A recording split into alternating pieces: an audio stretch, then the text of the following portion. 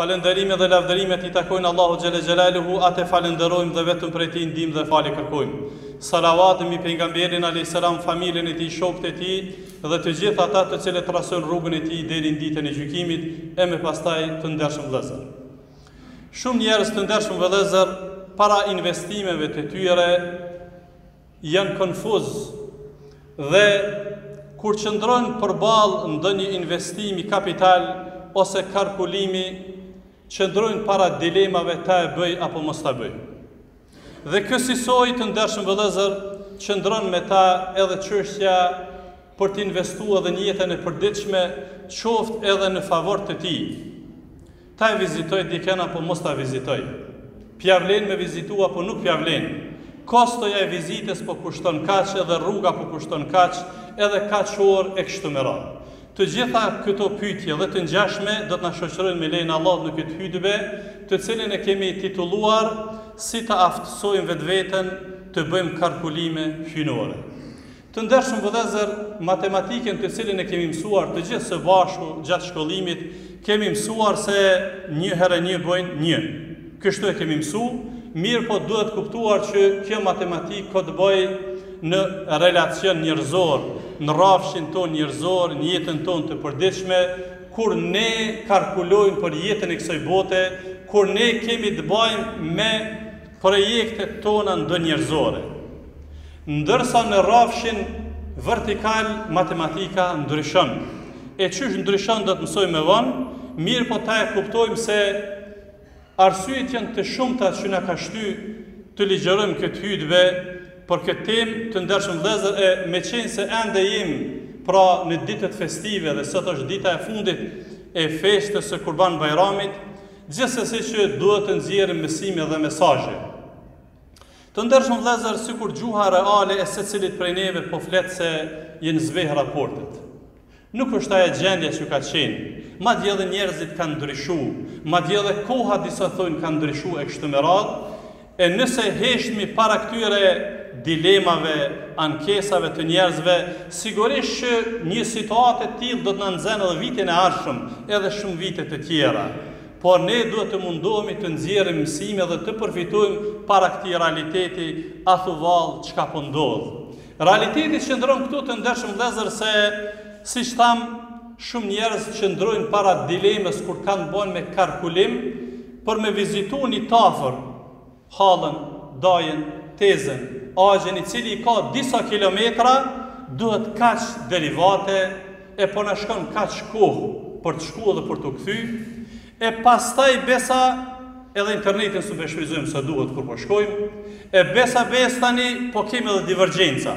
Sa ai mund të jetë me një parti tjetër, ky me një parti tjetër, kështu që pelon këtë punë prish, pelon çështu. Po hen edhe po del Bajrami, pa e po dikon, pa u po me zveti, pa u vizitu e kështu me radhë. Do të mundohen në këtyre dilemave që e pak përgjigje për pak kohë të ngushtë sa na premton koha në këtë hutbë.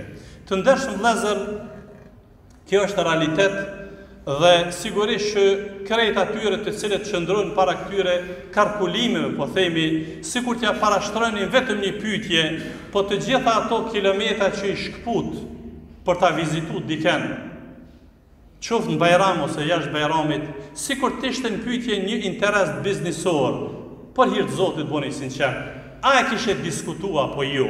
Madje qoftë edhe me shumë një shtet tjetër të afër. Sigurisht se jo. Sigurisht se nuk është diskutuar sepse ja vlen. Tash ja vlen. Ma herët e patëm pe kontestojmë a ja vlen e jo, e tash ja vlen.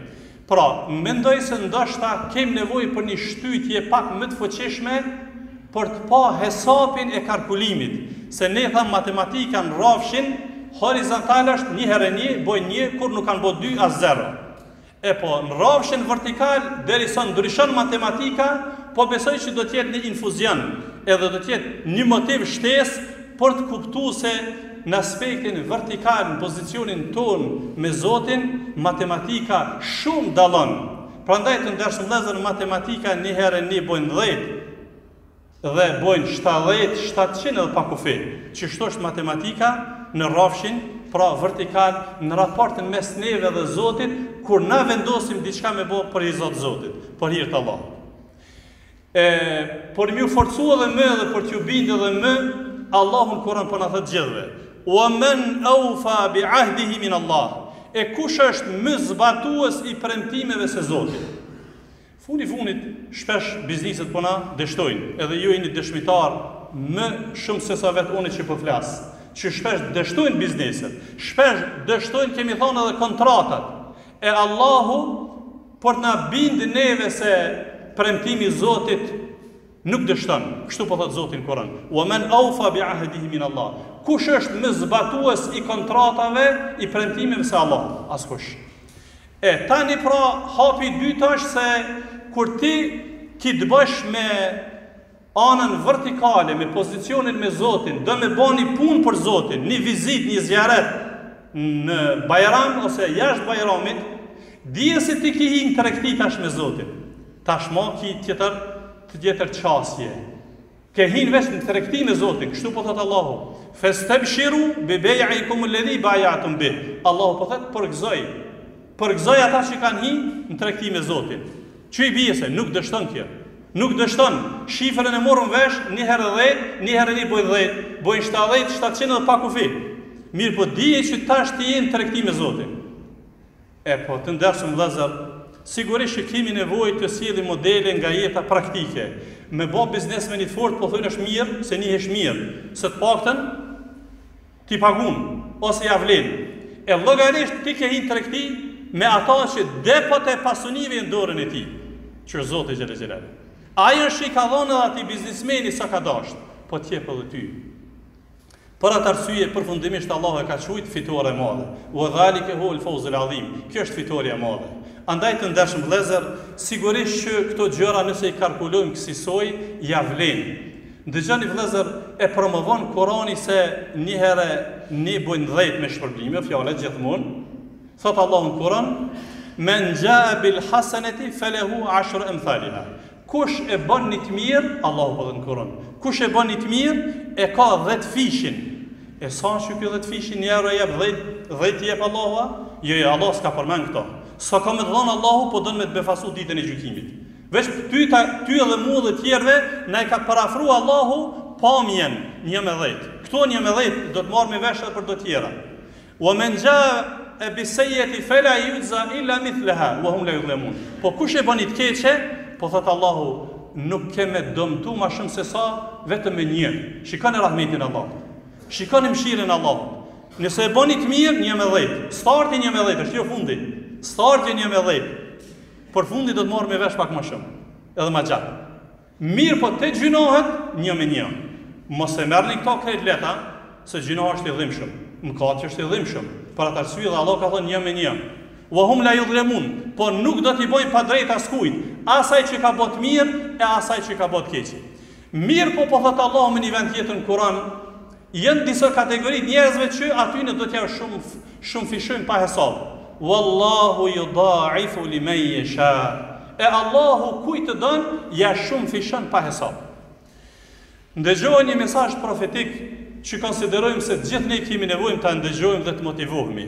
Po thet tekstualisht pejgamberi në një hadith të saktë, ai që ka ambicie, ai që ka dizajnuar logjik, ai që ka menduar me bëni të mirë, veç e ka menduar, se ka bën. Veç e ka menduar, po thet hadith është kutsi, po thet Allahu xhelel xhelalu ja shkrui një të plot një sevap.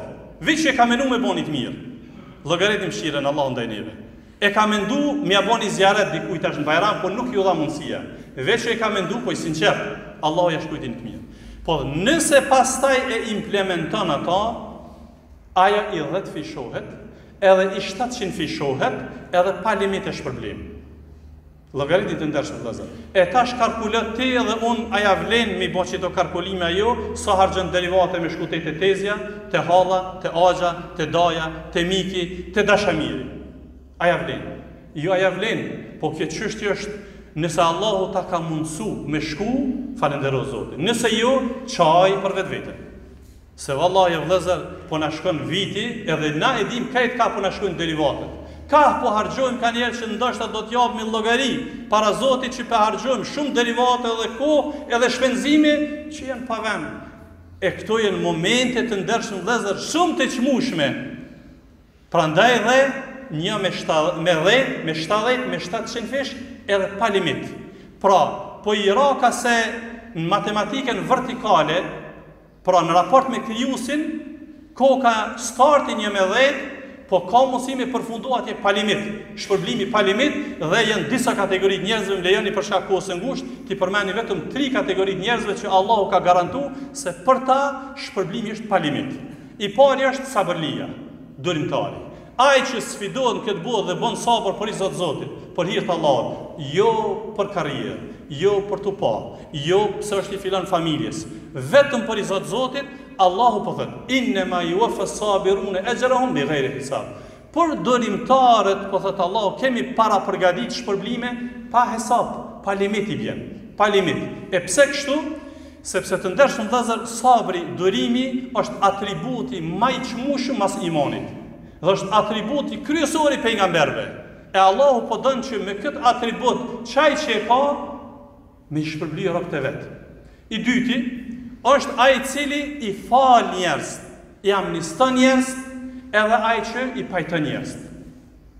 Thot Allahu xhalla xhelalu në Kur'an: "Faman afa wa aslaha fa ajruhu ala Allah." Kush fal dhe kush pajton njerëz, ejri i tij, shpërblimi i tij është te Zoti. Allahu po do më na thonë që mos veti për shpërblim. Mos pyet sa ka me të shpërbly Zoti, mos pyet. E pse kështu?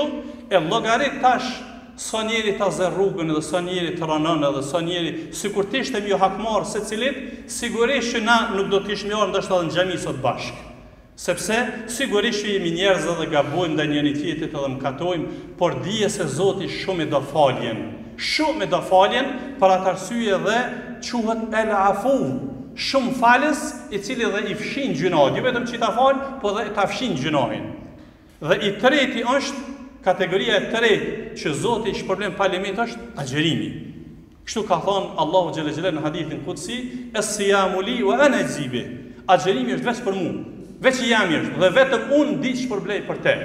Pra të ndeshëm vëllezër, kështu te koka një pjesë e kalkulimeve hynore, shumë çka tjetër ka për të thonë, por përfundimisht dua ta ceki se shkaqet që njerëzit i çojnë deri te shpërblimi janë 3.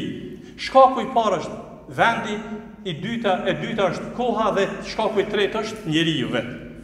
Shkaku i parë që vendi të pagun shumë është Zoti xhella xhelalu ka privilegju disa vende. Sikurse i njëjti namaz që bëhet sot këtu dhe ai që bëhet në Çabe, dallimi është shumë i madh. Atje është 1/100.000. E llogaritni vëllezër të ndershëm, ata që kanë pas fatin me shkon si vjet në hax, ose ata që e kanë kry haxhin veç një ditë më fal, na në të jetën tonë me bë namaz kur pa u çupe i sejdës, s'u mrim, se i vjen gjys milioni sevap veç me farzë i mrin një haxhin mbrana një dite. E llogaritni nëse rrejna 10 ditë në Çabe, e llogaritni nëse fal edhe namazet e xhenazës atje, edhe nafilet ku mrinaj. Për çata Allah ja ka qit çmimin të haxhit, i fshin gjinat. E në hadith ka ardhë, s'ka gjeza tjetër pas xhenetit ai që shkon hax. Ky është veni. Sa i përket kohës, Allahu i ka specifiku, kemi thonë disa kohëna. Nuk është e njëjtë sevapi që bëhet në Ramazan me jashtë Ramazanit. Dhe nuk është e njëjtë sevapi që bëhet në 10 ditëve që kalun me këto ditash që pasojnë. Allahu ja ka qit çmimin. Dhe than faktori tjetër i tretë është vetë njeriu, pra për aq sa e kemi të rregulluar vijën vertikale me Zotin, ças dhe Zoti xhela xhelalu na pagun, prandaj të ndershëm vëllezër, këto të gjitha janë modalitete që vazhdimisht ne ta fisnikojmë shpirtin ton, të rregullojmë raportet me Zotin xhela xhelalu, të përfitojmë nga jeta e përditshme, për faktin se kemi nevojë që ne ta mbështetemi njëri tjetrin. Kemi nevojë të shfrytëzojmë mirësitë e jetës së kësaj bote, andaj përfundimisht them, ja vlen me investu. Çdo gjë që investon në rrugën e Zotit, Zoti po të komë ta kompenzuojë në jetën e kësaj bote edhe në botën tjetër. Dhe them këtë që dëgjuat, kërkoj falje për vetvete dhe për ju, kërkoni dhe ju falje sepse Allah është falësim. Të ndershëm vëllezër, në pjesën e dytë të kësaj hutbe po e përcjelli një mesazh të kryesisë së Bashkisë Islame në koordinim me Qeverinë e Republikës së Kosovës.